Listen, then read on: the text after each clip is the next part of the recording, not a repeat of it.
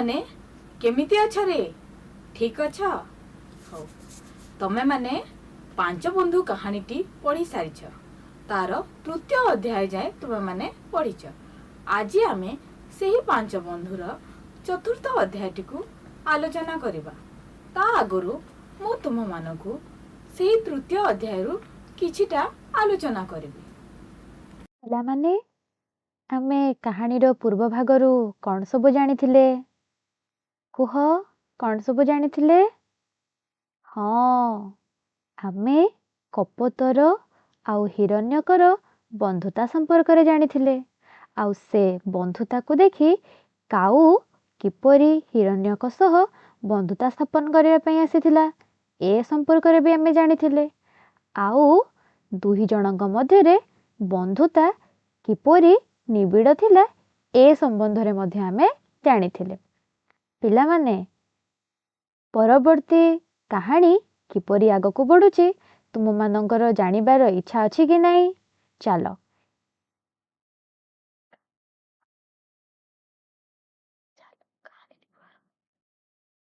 चलो आमे एबे कहानीटी को आरंभ करिबा।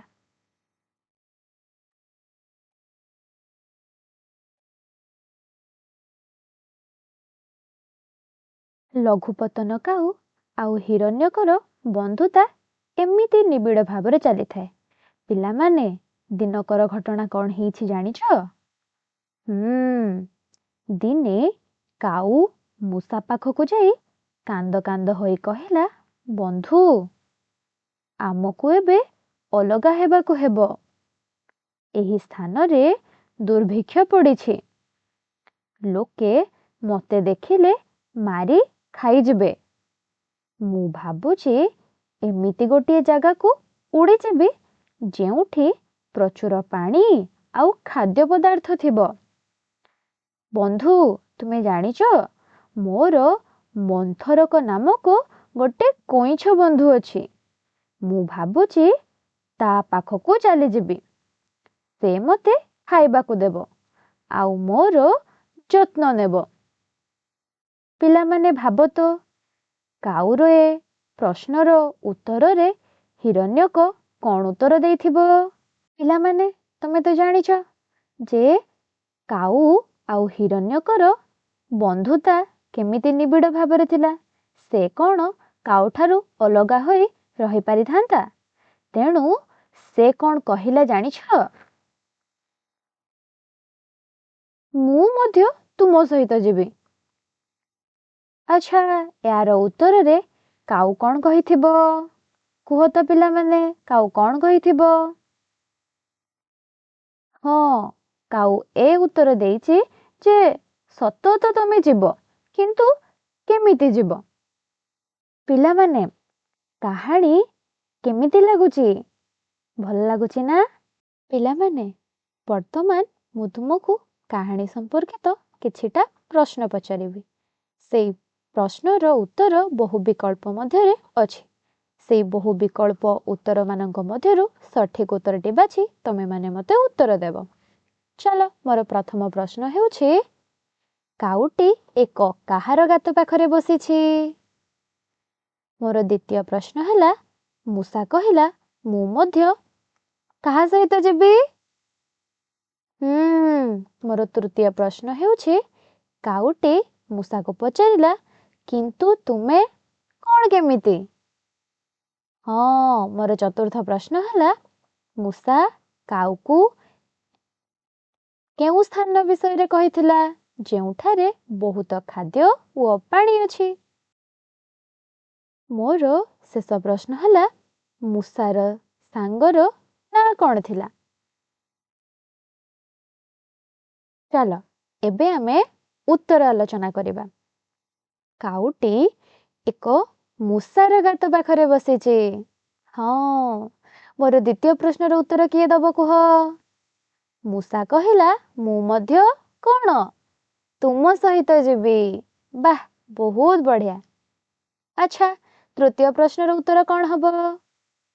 काउटी मूसा को पचारिला किंतु तुमे कौन जीव केमिति? बहुत बढ़िया। अच्छा ଚତୁର୍ଥ ପ୍ରଶ୍ନର ଉତ୍ତର କ'ଣ ହେବ? ମୂଷା କାଉକୁ କେଉଁ ସ୍ଥାନ ବିଷୟରେ କହିଥିଲା? ହଁ, ଏକ ନିରାପଦ ସ୍ଥାନ ବିଷୟରେ କହିଥିଲା, ଯେଉଁଠାରେ ବହୁତ ଖାଦ୍ୟ ଆଉ ପାଣି ଅଛି। ପିଲେ, ପଞ୍ଚମ ପ୍ରଶ୍ନର ଉତ୍ତର କ'ଣ? ହଁ, ମୂଷାର ସାଙ୍ଗ ମନ୍ଥରକ ନାମକ କଇଁଛ ଥିଲା। ଆମେ କାହାଣୀଟିକୁ ଭଲ ଭାବେ ପଢ଼ିବା ଆଉ ତମେମାନେ ମନ ଦେଇ ଶୁଣିବ। ଦିନେ କାଉ ମୂଷା ପାଖକୁ ଯାଇ କାନ୍ଦ କାନ୍ଦ ହୋଇ କହିଲା, ବନ୍ଧୁ, ଆମକୁ ଅଲଗା ହେବାକୁ ହେବ। ଏହି ସ୍ଥାନରେ ଦୁର୍ଭିକ୍ଷ ପଡ଼ିଛି ଓ ଲୋକେ ମୋତେ ଦେଖିଲେ ମାରି ଖାଇଯିବେ। ମୁଁ ଭାବିଛି ଏମିତି ଗୋଟାଏ ଜାଗାକୁ ଉଡ଼ିଯିବି, ଯେଉଁଠି ପ୍ରଚୁର ପାଣି ଓ ଖାଦ୍ୟ ପଦାର୍ଥ ଥିବ। ମୋର ମନ୍ଥରକ ନାମକ ଗୋଟିଏ କଇଁଛ ବନ୍ଧୁ ଅଛି।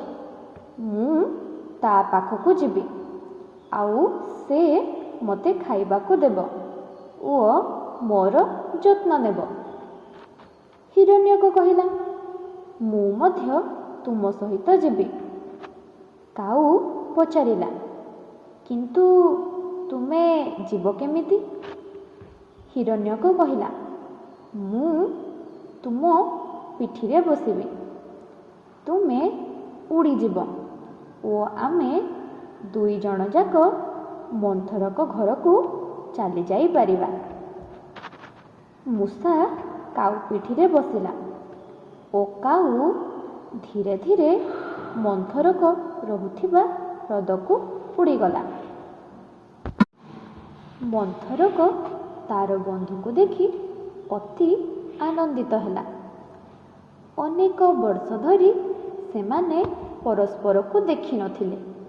ତାପରେ ମନ୍ଥରକ ମୂଷାକୁ ଦେଖି ପଚାରିଲା, ତୁମେ କାହାକୁ ସାଙ୍ଗରେ ନେଇ ଆସିଛ? କାଉ ଉତ୍ତର ଦେଲା, ଏ ମୋର ଘନିଷ୍ଠ ବନ୍ଧୁ, ୟାଙ୍କ ନାଁ ହିରଣ୍ୟକ। ଏହାଙ୍କୁ ମୁଁ ଅତି ଭଲ ପାଏ। ତାପରେ ମୂଷାର ତାର ବନ୍ଧୁମାନଙ୍କ ଉପରେ କିଭଳି ନିଷ୍ଠା ରହିଛି ସେ ବିଷୟ କାଉ କହିଲା। ମନ୍ଥରକ ମୂଷାକୁ ସ୍ୱାଗତ କଲା ଓ 3 ଜଣ ଯାକ ହ୍ରଦ କୂଳରେ ଆନନ୍ଦରେ ବାସ କରିବାକୁ ଆରମ୍ଭ କଲେ। ପିଲାମାନେ, ବର୍ତ୍ତମାନ କାହାଣୀଟିକୁ ମୋ ସହିତ ତମେମାନେ ଆଉ ଥରେ ପଢ଼।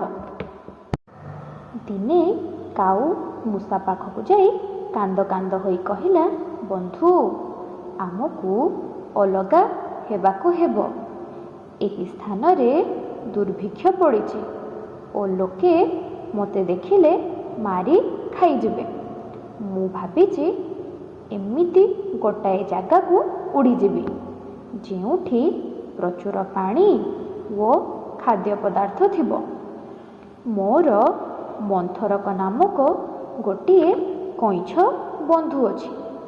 ମୁଁ ତା ପାଖକୁ ଯିବି, ସେ ମୋତେ ଖାଇବାକୁ ଦେବ ଓ ମୋର ଯତ୍ନ ନେବ।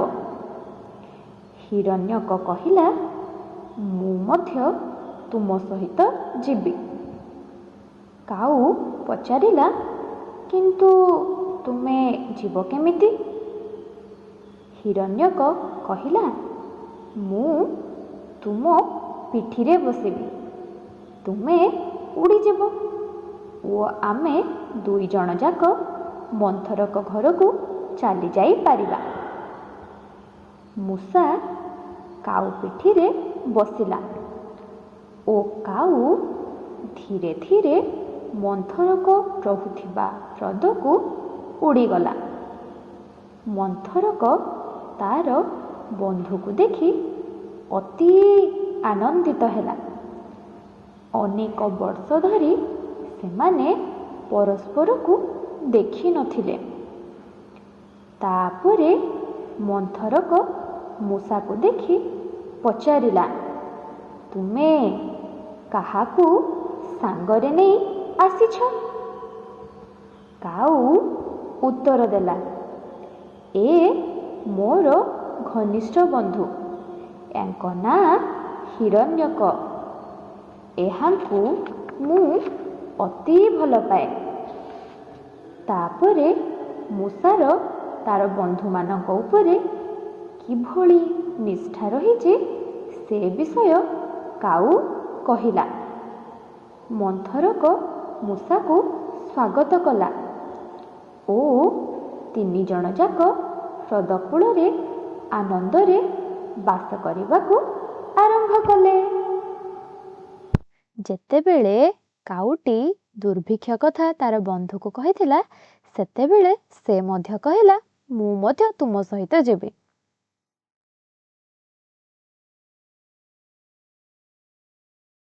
ଆଉ କାଉ ତାର ଉତ୍ତରରେ କ'ଣ କହିଥିଲା କି ତମେ ଯିବ ତ ସତ, ହେଲେ ଯିବ କେମିତି? ଆଉ ଜାଣିଛ ଏହାର ଉପାୟ ହିରଣ୍ୟକ କେମିତି ଜଣେଇଥିଲା?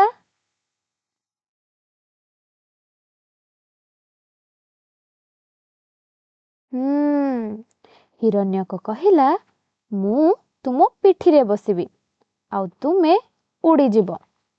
ଆମେ ଦୁଇ ଜଣ ଯାକ ମନ୍ଥରକ ଘରକୁ ଚାଲି ଯାଇପାରିବା। ବର୍ତ୍ତମାନ କ'ଣ ହେଲା କହିଲ ପିଲାମାନେ? କାଉ ଆଉ ମୂଷା ଦୁଇ ଜଣ ମିଶି ତାଙ୍କ ବନ୍ଧୁ ମନ୍ଥରକ ମାନେ କଇଁଛ ବନ୍ଧୁଙ୍କ ପାଖକୁ ଗଲେ। ବହୁଦିନ ପରେ ଦେଖା ସାକ୍ଷାତ ହେଲା ଆଉ ସେମାନେ ପରସ୍ପରକୁ ଦେଖି ଖୁବ୍ ଆନନ୍ଦିତ ହେଲେ। ଅନେକ ବର୍ଷ ଧରି ଯେହେତୁ ସେମାନେ ପରସ୍ପରଙ୍କୁ ଦେଖିନଥିଲେ, ଦେଖା ସାକ୍ଷାତ ହେଲା ପରେ ସେମାନଙ୍କର ବନ୍ଧୁ ମିଳନ ହେଲା। ଦୁହେଁ ଖୁସିରେ ଫୁଲି ଉଠିଲେ। ଯେହେତୁ କାଉ ଆଉ କଇଁଛର ବନ୍ଧୁତା ଆଗରୁ ଥିଲା, ସେମାନେ ପରସ୍ପର କଥା ହେଲେ। କିନ୍ତୁ ଯେତେବେଳେ ମନ୍ଥରକ କଇଁଛ ମୂଷାକୁ ଦେଖିଲା, ତା ମନରେ ପ୍ରଶ୍ନ ଆସିଲା। ଆଉ ସେ କାଉକୁ ପଚାରିଲା। କ'ଣ ପଚାରିଲା? ଭାବ ତ କ'ଣ ପଚାରିଥିବ? ହଁ, ଏଇଆ ପଚାରିଥିବ କି ଏ ବନ୍ଧୁ ଜଣଙ୍କ କିଏ? ମନ୍ଥରକ ମୂଷାକୁ ଦେଖି କାଉକୁ ଏ ପ୍ରଶ୍ନ ପଚାରିଲା କି ତୁମେ କାହାକୁ ସାଙ୍ଗରେ ନେଇ ଆସିଛ? ପିଲାମାନେ କୁହ ତ, କାଉ କ'ଣ ଉତ୍ତର ଦେଇଥିବ? ହଁ, କାଉ ଏଇ ଉତ୍ତରରେ କହିଛନ୍ତି ଯେ ଏ ହେଲେ ମୋର ଘନିଷ୍ଠ ବନ୍ଧୁ, ଯାହାଙ୍କର ନାଁ ହିରଣ୍ୟକ। ଏହାଙ୍କୁ ମୁଁ ଅତି ଭଲ ପାଏ। ପିଲାମାନେ, ଘରକୁ ଅତିଥି ଆସିଲେ ଆମେ ତାଙ୍କୁ କ'ଣ କରୁ? ହଁ, ଆମେ ତାଙ୍କୁ ସ୍ୱାଗତ କରୁ। ଯେହେତୁ ନୂଆ ବନ୍ଧୁ ମନ୍ଥରକ ଘରକୁ ଆସିଛନ୍ତି, ତେଣୁ ସେ ତାଙ୍କୁ ମଧ୍ୟ ସ୍ୱାଗତ କଲେ। ଆଉ କ'ଣ କହିଲେ? ସ୍ୱାଗତମ୍ ସ୍ୱାଗତମ୍ ବୋଲି କହିଲେ। ବୁଝିଲ? ବହୁତ ବଢ଼ିଆ। ଆଚ୍ଛା, ତାପରେ କ'ଣ ହେଇଥିବ ଭାବ ତ?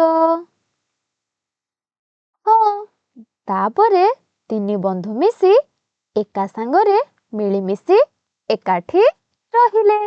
ପିଲାମାନେ, କାହାଣୀ କେମିତି ଲାଗୁଛି? ଭଲ ଲାଗୁଛି ନା? ମୋ କଥା ସମସ୍ତେ ମନ ଦେଇ ଶୁଣୁଛ ତ? ଆଚ୍ଛା, ଦେଖିବା ତମେମାନେ କିପରି ମନେ ରଖୁଛ।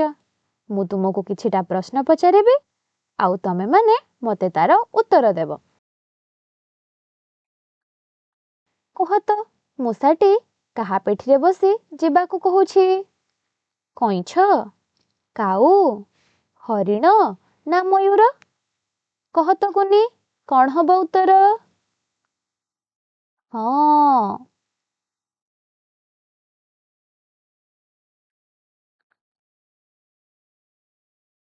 କ୍ୱେଶ୍ଚନ୍ କହିବାର ଥିଲା।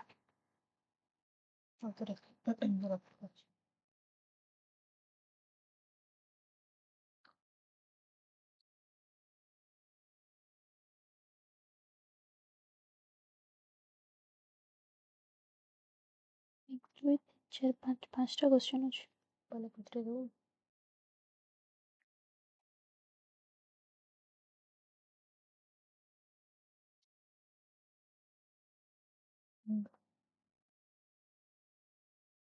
ଭାବୁ ତାପରେ ଉତ୍ତର ମିଳିବା କେନ୍ତା।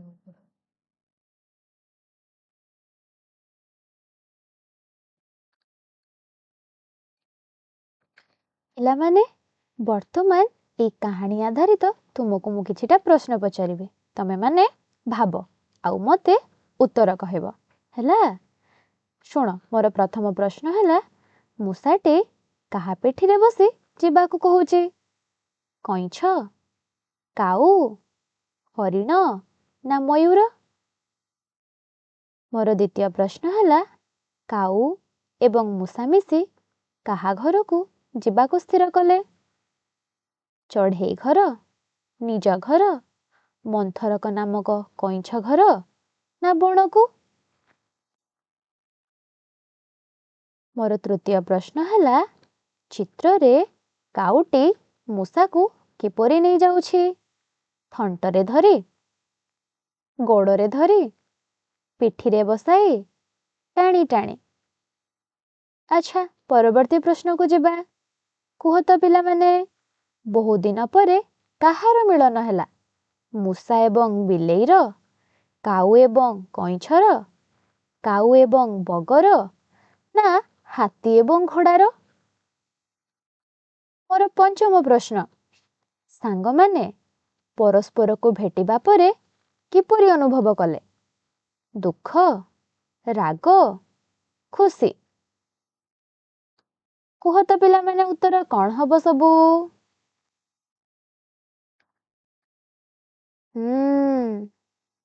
ମୋର ପ୍ରଥମ ପ୍ରଶ୍ନ ଥିଲା, ମୂଷାଟି କାହା ପିଠିରେ ବସି ଯିବାକୁ କହୁଛି? ବହୁତ ବଢ଼ିଆ, ମୂଷାଟି କାଉ ପିଠିରେ ବସି ଯିବାକୁ କହୁଛି, ନାଇଁ? ଆଚ୍ଛା, ମୋର ଦ୍ୱିତୀୟ ପ୍ରଶ୍ନ କ'ଣ ଥିଲା? କି କାଉ ଏବଂ ମୂଷା ମିଶି କାହା ଘରକୁ ଯିବାକୁ ସ୍ଥିର କଲେ? ହଁ, କଇଁଛ ଘରକୁ। ପିଲାମାନେ, କଇଁଛର ନାଁ କ'ଣ ଥିଲା ରେ? ହଁ, ମନ୍ଥରକ ଥିଲା, ନାଇଁ? ଆଚ୍ଛା, ମୋର ତୃତୀୟ ପ୍ରଶ୍ନ କ'ଣ ଥିଲା କହିଲ? ମୋର ତୃତୀୟ ପ୍ରଶ୍ନ ଥିଲା, ଚିତ୍ରରେ କାଉଟି ମୂଷାକୁ କିପରି ନେଇଯାଉଛି? କୁହ ତ ପିଲେ, କିପରି ନେଇଯାଉଥିଲା? ବହୁତ ବଢ଼ିଆ, ପିଠିରେ ବସାଇ, ନାଇଁ? ଆଚ୍ଛା, ପରବର୍ତ୍ତୀ ପ୍ରଶ୍ନକୁ ଯିବା। ବହୁ ଦିନ ପରେ କାହାର ମିଳନ ହୋଇଥିଲା? ହଁ, କାଉ ଆଉ କଇଁଛର। ଆଚ୍ଛା, ଶେଷ ପ୍ରଶ୍ନ ମୋର କ'ଣ ଥିଲା? ସାଙ୍ଗମାନେ ପରସ୍ପରକୁ ଭେଟିବା ପରେ କିପରି ଅନୁଭବ କଲେ? ଖୁସି ଅନୁଭବ କଲେ। ପିଲାମାନେ, ତମେମାନେ ତୁମମାନଙ୍କ ବନ୍ଧୁ ଘରକୁ ଗଲେ କିପରି ଅନୁଭବ କର? ଖୁସି ଅନୁଭବ କର ତ? ହଁ, ଠିକ୍ ସେହିପରି ସେମାନେ ମଧ୍ୟ ଖୁସି ଅନୁଭବ କରିଥିଲେ।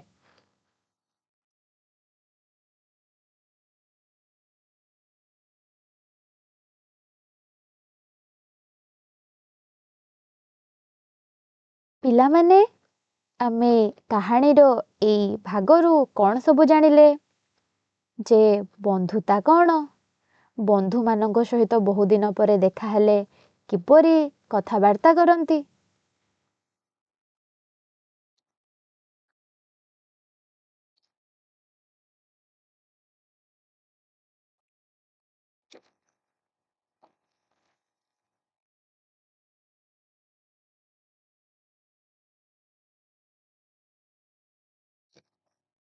ପିଲାମାନେ, ଆମେ କାହାଣୀର ଏଇ ଭାଗରୁ କ'ଣ ସବୁ ଜାଣିଲେ?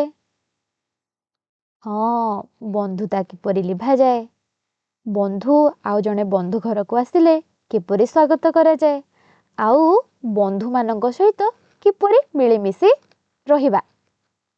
ତମମାନଙ୍କୁ ଗଳ୍ପଟି କେମିତି ଲାଗିଲା?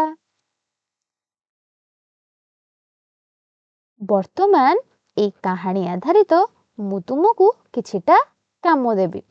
ତମେମାନେ ତାକୁ ଘରେ କରିବ। ତମର ପ୍ରଥମ ପ୍ରଶ୍ନ ହେଲା, କୁହ ତ, ଏଠାରେ କିଏ କିଏ କଥା ହେଉଛନ୍ତି?